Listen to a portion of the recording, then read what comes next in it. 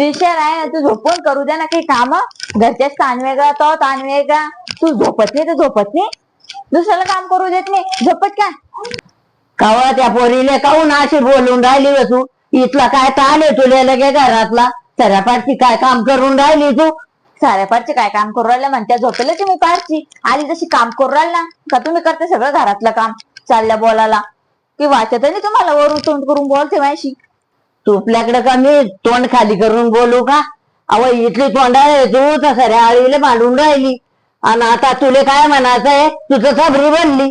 सबरी बनली नाही मी, तुम्ही बनवणं चाललं बोलायला लावून राहिल्या मला. मी बोलत होते की एक शब्द आल्या तर तोंड करत्या कुठं काही नाही, काम करून काही नाव आहेत नाही तुम्हाला. जावा ताव बोलत राहत्या आणि डबल म्हणते की सबरी बनली तू.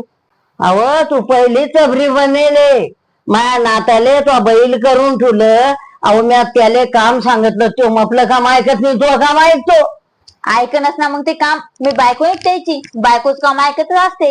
हा बायकोचं काम ऐकत असते, माय बापायला विसरून जाते.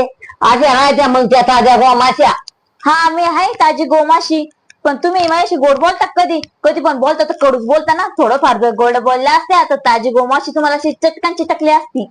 जगच गोड बोलून पाहिलं पाहिजे अशी, पण माशीची कट्टी आणि कडकड फोडती. इतकी कसती जोर आहे ना.